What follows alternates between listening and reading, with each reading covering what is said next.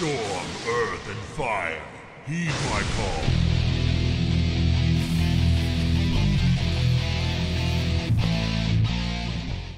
What's up everyone, it's Waves, and in this video I got a new Mythic Plus commentary for you guys. This is the first one that I'm doing with a face cam, so if during the video I'm looking over here instead of directly into the camera, that is because my main monitor is placed over here, so just you're aware of that. The gameplay in this video is a stream recording from a few days ago where we played a +17 Necrotic Wake with some friends, and yeah, I guess we just jump right into it, see what I'm doing, and I will just explain a little bit about my gameplay, my cooldown management, my thought process, and so on. I got a lot of good responses on my last Mythic Plus commentary, so you guys seem to really like it. So yeah, I hope that you will enjoy this one as well, and I'd say we just start right up. You can already see, right as the key starts, over here, I got 6 Maelstrom weapon stacks. That is because in Mythic Plus, before the key starts, you can actually pre-use your Feral Spirits, and it will reset the cooldown. As you can see down here, my wolves are ready again, but I already have 6 Maelstrom weapon stacks to go into the key, which is really good for your damage. My group frames over here are a bit behind my face cam. I fixed that for the next few keys that we played, so on the next Mythic Plus commentary that will definitely be fixed. It's pretty good that I'm on the bottom behind my face cam basically, but you can still see my health over here, so it's not that bad in my opinion. So yeah, I got the stacks ready and we're about to pull. Pretty much on the first pack. This was, by the way, last week, so during the fortified week, and I was still playing Elemental Assault. I was not playing Hailstorm, even though it was fortified. So yeah, just keep that in mind. On the first pull here, I pretty much just used every single CD. I just pop everything since we will have enough time to get to the first boss and get my cooldowns ready again. So on the first pull, just pretty much use everything. We were obviously in Discord, as you can see in the top left corner. We were talking to each other, so we always talked a bit about our cooldowns, so we didn't overlap too much. And yeah, so I just used everything here in the beginning. That's a very strange coincidence. We got a follower. About to say we got a follower in the video, and in the same second I actually got a real follower in real time. So sorry about that one. Yeah, next pack. I don't really have anything ready. You can see me. I used the Sunder here on all of the ads, and you may ask yourself if you want to always delay Sunder for Doom wins, or if you don't want to do it. And in this case, even though it has a lot of potential if you delay Sunder for Doom wins, since it can proc Wind Fury, it's really nice to press it during Doom wins. But in this case I used it outside of Doom wins, since I had so many targets, and if I can choose between hitting a Sunder on like 8 targets or hitting a Sunder in Doom wins on 2 targets, in this situation I think I will just choose hitting it on 8 targets to gain more damage there. I got Doom wins ready now, but obviously it's not worth anymore to use it on those 2 enemies. So we just clean up the group and then we head on to the next one. I'm not really sure how I did it in this key in terms of chain harvest timing for the Pride ads, but hopefully we got some good situations in this key that I can show you the potential of the chain harvest healing. Since I can't really remember everything that we did in this key, since obviously the key was recorded like three days ago or so. But I kind of remember that there were some good situations in there where I can show you that. So we definitely want to look out for that one. This pack is a bit messy since the enemies are jumping around a lot. So it's really hard to get the perfect cleave in. You can see that I always stay on the big guy that has 2 small guys next to him. And that is basically just to get the most cleave out of the group basically. Like if there are 4 mobs, for example, and 4 mobs are clustered in one spot, and 1 mob is pretty much a bit away from them, you definitely don't want to sit on that 1 mob. You just want to go to the 4 mobs so that you can get some more cleave damage in and increase not only your AoE damage but also your single target damage by cleaving with Crash Lightning obviously.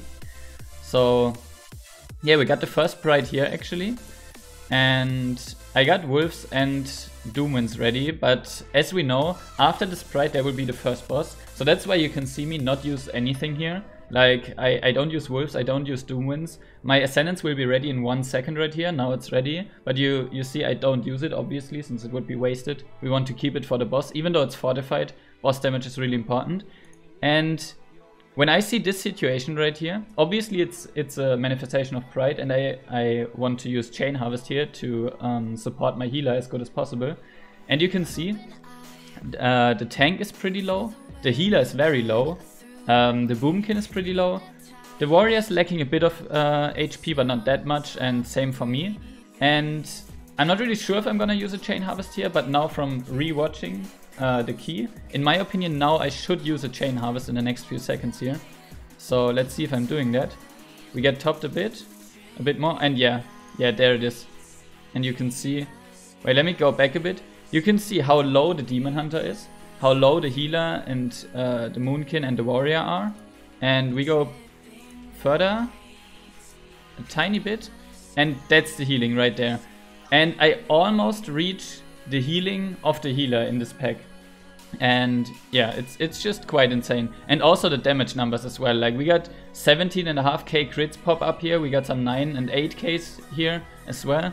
So yeah, this situation right here is basically why Venthyr is so strong. Since Chain Harvest is just, I can only repeat myself in every video, in every stream, Chain Harvest is one of the most insane spells in the entire game right now. And yeah, so that's why you definitely have to value the potential of Chain Harvest and don't want to just waste it for damage all the time. Obviously there are some situations where you can use it for pure damage and you want to use it for pure damage, but definitely keep in mind that the defensive or the healing potential of it is also pretty insane. So now we activated the Kyrian guy there, and then we pulled the first boss. We got Bloodlust, we got Pride, we got Wolves, Ascendance, Doomwinds, and we just keep blasting here. And yeah, the boss is just melting. Obviously it's only a 17 key, it's also fortified, so bosses shouldn't be a problem in general. And you can see that right here, like the boss HP is just melting away. Yeah, right here, that's a bit of a fail on my end there. I wanted to Door of Shadows over. I moved too early and interrupted myself, so I had to walk through the poison ground there, which is a bit unfortunate, but yeah, nothing too bad, to be honest. And there's the first boss already gone. And we move on to the next trash pack. We already got 25% of the trash done, which is pretty nice. Also, you may have seen it already, I was playing Dauntless Duelist as my Soulbind path in this key, which I actually like playing in Mythic Plus. It's better in Tyrannical for sure for the single target boss damage. I play it here in Fortified as well. There could be like the middle path instead of Dauntless Duelist, which is to the right. I'm not exactly sure what it's called, the middle path, but the one that increases like your flask and your food buff and stuff like that. That could be better for Fortified weeks. But pretty much we played this key right after the raid, so I didn't really remember to change it. That's why I'm playing Dauntless Duelist in this one, which isn't bad by any means, it's just not optimal. And in terms of why I was playing Elemental Assault compared to Hailstorm, it's pretty much just because I like the playstyle of Elemental Assault more. Like, if you have big trash pulls, where you have like, I don't know, 5 or 6 or 7 enemies, you get so many stacks that the playstyle feels really smooth and really fluid. And that's what I really like. And since I'm obviously not min-maxing it that hard in terms of like Hailstorm may be able to get like a few hundred DPS more out of the pack, since we're just playing a 17 key right here. I just go with whatever's more fun to me in that situation. And the difference is not that big in the end. Also, I got some more boss damage if I play Elemental Assault. And yeah, that's also pretty nice, I guess. So we cleaned up that trash here.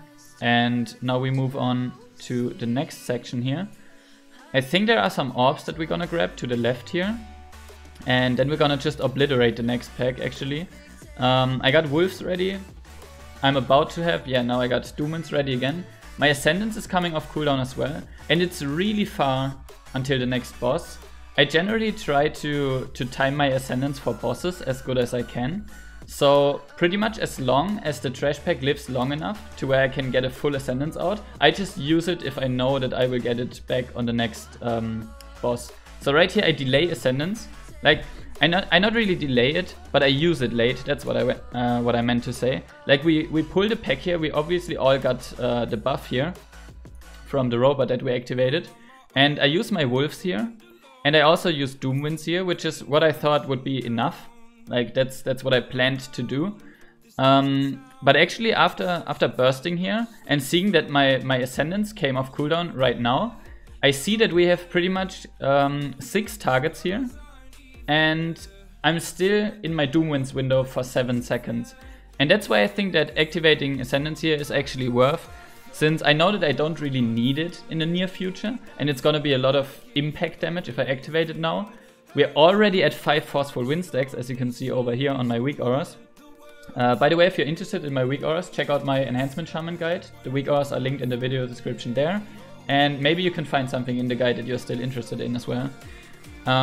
So yeah, that's why I use Ascendance here. We get big initial damage. Like you can see me jump up in the damage meter right here. Like look at this. I'm pretty low, I'd say, at 13k DPS here. And then I pop Ascendance and boom, 20k DPS. So the initial damage is really strong of Ascendance. That's why you want to definitely calculate that in whenever you activate it.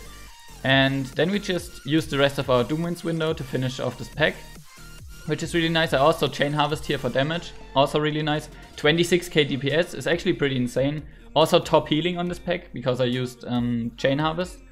And now there's a Prideful add, which is fine. We don't really need the damage on Prideful. We also still got the buff from the Kirin robot there, so we should be fine on the Prideful add. Don't really need to worry about dealing damage or needing the Chain Harvest healing on this one.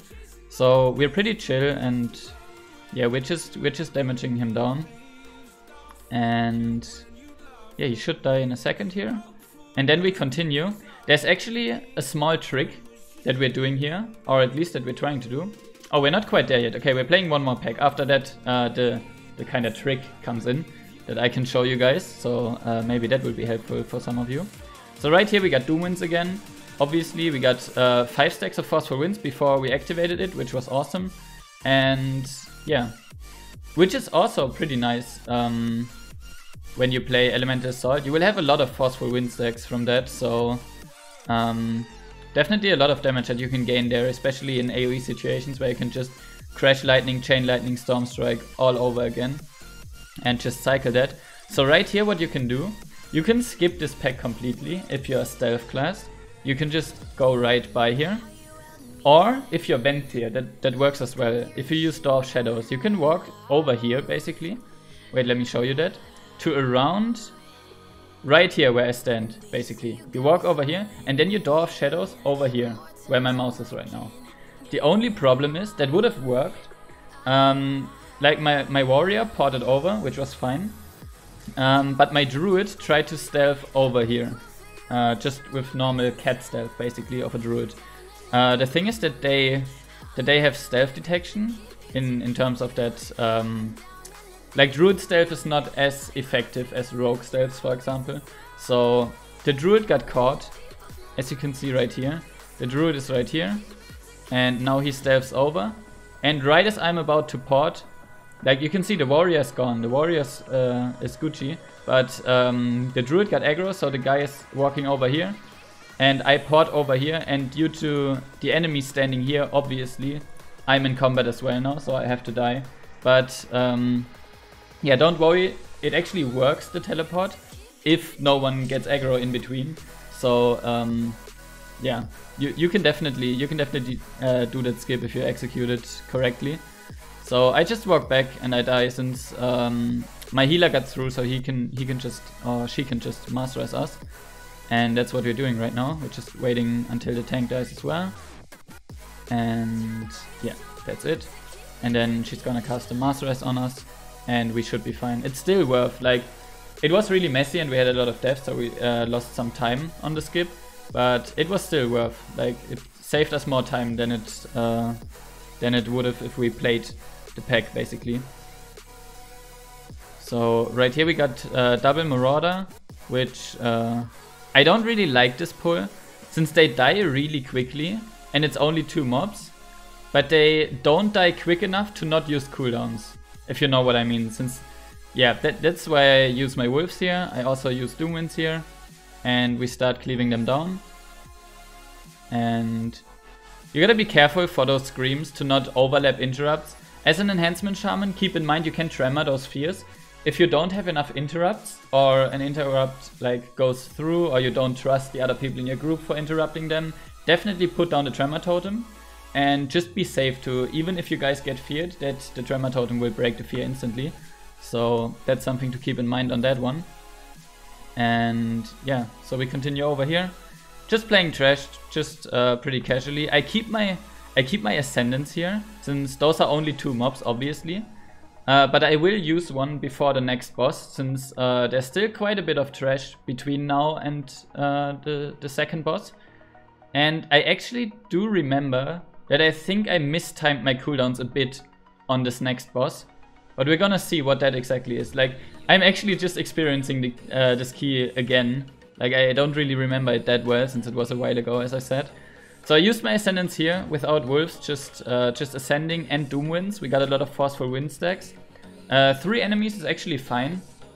I'm not the biggest fan of popping big cooldowns on two enemies. I sometimes do, obviously, if the timing of the dungeon just doesn't allow anything else. But it kind of feels bad popping big cooldowns on 2 ads in Mythic Plus, so I just did it there on 3, which was pretty nice. Then we got another Pride ad, which again I don't have Doomwinds for, I don't have Chain Harvest for, since I use Chain Harvest for damage, which is okay, you can do that, but you can see that it can be quite dangerous. We also pulled the corpses here on top of the Pride, which I'm not even sure if that was planned or not. So yeah, at least we got some more cleave damage. Like, we can funnel the damage from the corpses that we gain from Crash Lightning. We can funnel that into the Pride. So I think in this situation where I didn't have Doomwinds and I didn't have Chain Harvest to back up the group, I think pulling the corpses and funneling damage into the Prideful ad was actually a good thing to do, in my opinion at least. So as you can see, it worked out perfectly. We got another Wolves into Doomwinds on those guys here. Again, those are 2 ads. I don't really feel that good about using cooldowns on 2 ads. But as I said, the pacing of the dungeon and the way that the trash is positioned, that's just how it is. Also, it's really nice on Dauntless Duelist that whenever you attack an enemy, it gets marked, obviously, to get more damage. But when it dies, the next enemy that you attack gets the buff again. So you gotta be really careful about that one. Like, on what enemy you place it the next one. Like right here, for example, obviously only the Necromancer has to die in this pack. So it's really important that the first hit that you do actually hits the Necromancer instead of anything else. If you hit anything else first and that mob gets a Dauntless Duelist, but then you want to focus the Necromancer, that will be pretty bad. So definitely, if you play Dauntless Duelist in Mythic Plus, definitely pay attention to what target you apply the debuff, so that you don't waste it, basically. So now we're going into the boss room. And I don't have Ascendance ready, I don't have Wolves ready. I do, however, have Doomwinds ready. So no Wolves, no Ascendance, but Doomwinds. And we don't have Bloodlust yet. And I think we don't even want to use it, since obviously it's fortified. And the next room in this dungeon, like whenever we beat the second boss, there's a lot of trash. So I think we will just do a Bloodlust pull in the big room up top, if I remember that correctly. So we pulled here. And I do decide to use Doomwinds here instead of waiting for Ascendance. Since, as you can see, we do a lot of damage on the boss, my healer and my tank, since they use the dungeon buffs, basically, to do a lot of damage. Like, it's not their initial damage from the class. I use my Chain Harvest here to kill the ads off, which is pretty important, since obviously you want to kill the ads really quickly before the final harvest on this boss. And you can see the boss HP is already pretty low. So I think in this situation, even though I'm pretty low on the DPS meter, and by the way, DPS meter doesn't really matter in Mythic Plus anyways, it does to some extent, but if you actually play with a group and you know what you're doing, it doesn't matter if you're sometimes on the bottom of the DPS meter, okay? Like, if your damage overall is fine, there are some situations where, depending on who uses cooldowns and stuff like that, you will be on the bottom of the DPS meter. That's just how it is sometimes, and that's how it works, yeah? Like, as you can see right now, I'm at the bottom of the DPS meter, but we're all doing good damage, and the boss is dying pretty quickly. And I'm holding everything. Ascendance, Wolves, Doomwinds right now. I'm holding everything for the next pull. So, in that case, it's perfectly fine to be low on damage. I can definitely see that if you pack a lot, if you play keys with random people, that they tend to flame people for having low damage. But to be honest, that's just if people don't really understand how dealing damage works and holding cooldowns and stuff like that. But it gets better the higher and higher you get into the keys. Like, the better the players get, the more they understand damage distribution and stuff like that. So definitely don't worry about that. And on that note, I can definitely recommend to you guys to play with friends instead of randoms. That's definitely a big gain in terms of fun and in terms of success for the most part. Obviously you can be successful playing with randoms as well, but for the most part, yeah, you know. So yeah, right here I used my Ascendance, Wolves and Doomwinds on 2 targets, and the reason for that is, again, it was 2 targets, but the other DPS didn't really have cooldowns up, and they have a lot of HP, those 2 mobs. So as long as you get the full value out of your cooldowns and the enemies don't just die like after half of your Ascendance, it's actually fine using it. Like, there's so many enemies that have to die, and as long as you get the damage in and don't waste it, it doesn't really matter too much where exactly you put it in. That may sound confusing, and maybe I'm doing a bad job at explaining it, basically. But yeah, maybe you understood what I was trying to say. So right here I got Doomwinds ready, and I use it since I can see we got 3 enemies. All of them have pretty much half of their HP left. And as I said, you can see we're in a Discord call. I know, okay, they don't have cooldowns up right now. They don't throw cooldowns in that. And with Doomwinds, actually, you can just throw it at the trash and just get as much damage out as possible. Doomwinds has such a short cooldown on 1 minute that you don't have to overthink it all the time. Like, if you delay your Doomwinds for too long, at the end of the dungeon you will have wasted so many uses of Doomwinds that it was actually a bad decision in my opinion sometimes. So if you see something like this, 3 enemies, fortified weak, no one uses cooldowns right now, you got Doomwinds ready, nothing else really but Doomwinds, definitely just throw it out and get this trash out of the way faster. Since there's no real reason for all of us in the group to hold cooldowns right now, take like a minute or so to kill those 3 enemies, just to then all throw our cooldowns onto the next trash pack. That overall will take us longer than if I just use my Doomwinds here, we finish off the 3 enemies quickly, and then on the next pack they can use cooldowns again, and I wait for my Doomwinds so that I can pair it with my Feral Spirits again, for example. So that's why I decided to use Doomwinds here, and yeah, as you can see, the Stitch work has a lot of HP, so pretty much throwing a small cooldown on it is definitely worth it. Our tank dies here, and I instantly call my Earth Elemental, which saved my life there and gave us some time to rest the tank. The tank is alive again, and we stabilize the pull, which is really nice. There will be some mistakes happening in this key. I mean, there were some before, but there will be more. Just keep in mind, even on a 17, if you wipe, if you die, whatever, I've seen it a lot of times. That in pack groups, since I don't know how well you know me, but during BFA basically, I had a high-ish radar IO score in most of the seasons, and I pretty much packed 99% of my keys. So I definitely have a lot of experience with people leaving after one death, leaving after 1 wipe, leaving due to miscommunication, from tilting, insulting each other. There's a lot of toxicity and raging and stuff like that going on in pack groups.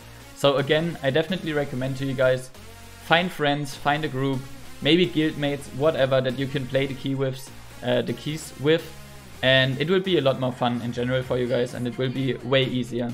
Like this season, I haven't really played a lot of Mythic Plus this season, since I haven't really felt the motivation to do so, and since you didn't really gear through Mythic Plus, but rather through PvP in this season.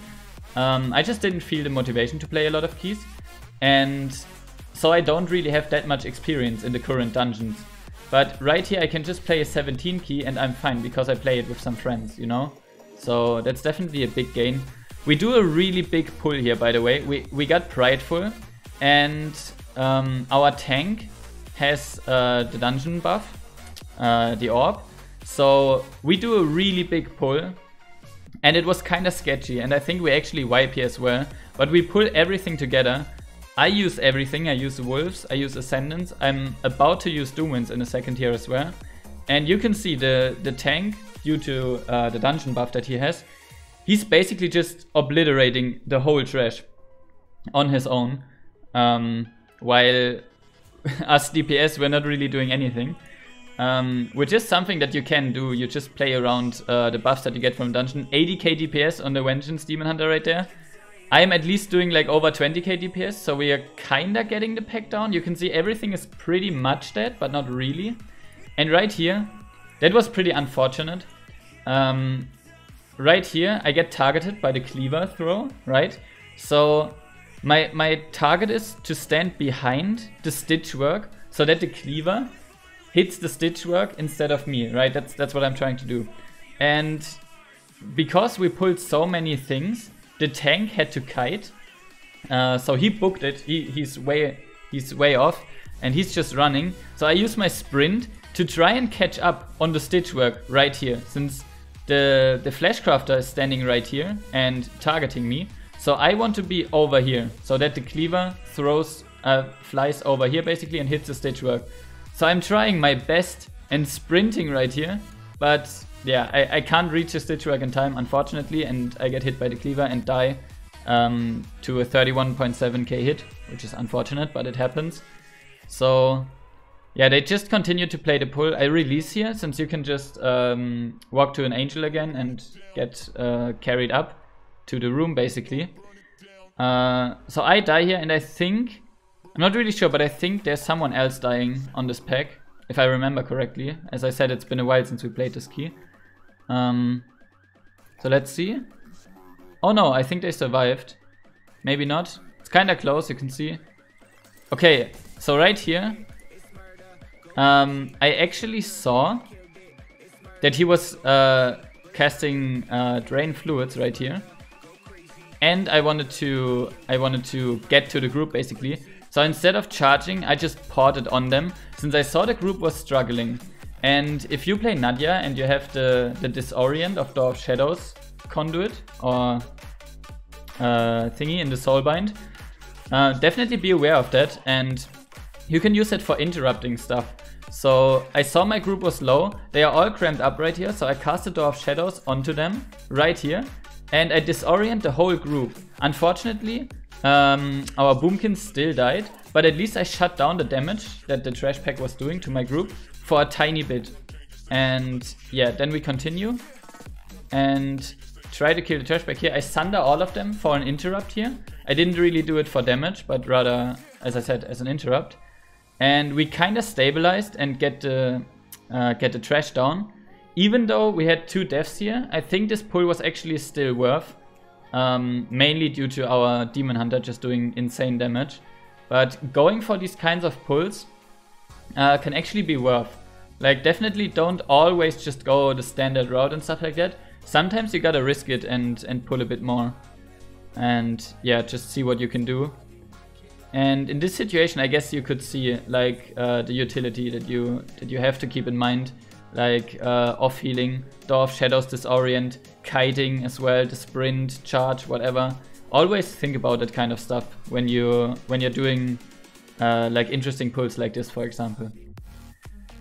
So now we're just doing the 2 assistants. Also, we're holding Bloodlust for a while right now, and that is because we want to one-phase the 3rd boss. That's why we held Bloodlust there. You will see that in a few minutes how we're gonna do that. It's fortified. In fortified, you sometimes can actually one-phase the 3rd boss in Necrotic Wake, even without Bloodlust. But since it's a 17 key, I think that Bloodlust just assures you that you get it done, basically. And one facing this boss actually saves you a ton of time in the key. So in our opinion, it was worth to delay Bloodlust here and not use it on trash or on any like big trash pull. Like we just used Prideful for the one that we just did instead of Bloodlust. So we just keep it for the third boss. Alright, so now we got 2 more trash packs right here. I got Wolves and Doomwinds again. 4 targets, really nice for cleaving. It's really awesome. I already have Ascendance back in like 12 seconds here. But delaying my cooldowns on this pack for Ascendance wasn't really worth. And I think I just save Ascendance for the next boss. Right here, the tank and the healer die. I don't have Earth Elemental ready. So I just instantly sprint and kite away. And our Moonkin uses Thrands, which is also really nice. So they get aggro right here. I kite away. And now this is really unlucky. We get a battle rest on our tank. So he's alive again and he takes aggro. So I want to port back to disorient the enemies just for a second and to gap close obviously since I kited away. So I port in right here and I should have seen it. I should have seen it coming since he was casting Gut Slice and I was casting Door of Shadows. But I was just hoping that my Door of Shadows would go off earlier and disorient him. I didn't remember that you can't disorient the big guy. You can see he's immune. That's it just didn't click for me in my head in that situation. So that was pretty unlucky. So as you can see, I disorient all the gore grind bits here. He's immune and he finishes the Gut Slice and instantly one-shots me. Which is, yeah, that's just something that I can improve on. Remembering that you can't CC the gore grind.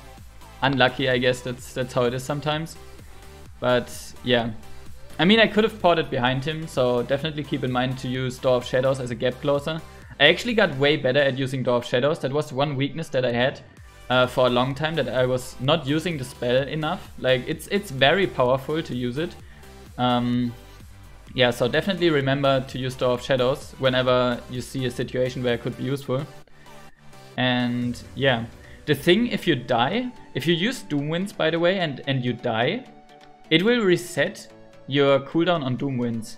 So whenever you use your cooldowns and you burst it and you die on a boss, keep in mind that if you reincarnate, if you Ankh, you will have Doomwinds up again. So that may be really good in some situations if you know that. So yeah, just a little tip to keep that in mind.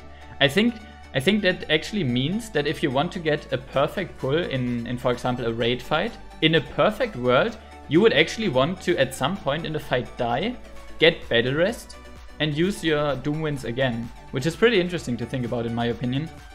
Obviously it's really impractical to do that in an actual raid, but yeah, just to think about, in a perfect world you would actually want to do that to get the perfect lock.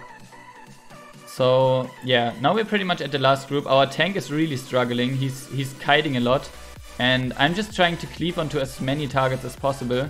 Like you can see me always run like on the side of the enemies, turning my camera into a way that my Crash Lightning will hit all the enemies, and so that also my Storm Strike spreads on all of them. So a lot of positioning that's going on here. Obviously, especially in a kiting meta, whenever the tank is kiting mobs away from you, either run behind them and cleave on all of them, or run next to them, which is what I like to do, like walk sideways and then cleave onto all of them, which is what I personally like to do. But definitely always try to get as many targets as you can into your cleave window basically. So we got the next Pride. This Pride will give us the Prideful buff that we take into the third boss. So I will have Doomwinds ready, but I won't use it obviously. I'm gonna keep everything for the boss. We want to one-phase it. We will have Bloodlust, Prideful, Ascendance, Wolves, Doomwinds, everything. We're gonna blast him. I got Chain Harvest here. Not really sure if I save it for the boss actually, or if I use it for healing here. I kind of think that I use it for healing actually in a second. Yeah, right here I used it for healing. And now we do the boss. On this boss, obviously, if you want to one-phase it, don't use anything on the creation in the beginning. Don't use anything here. Just wait until the hook comes.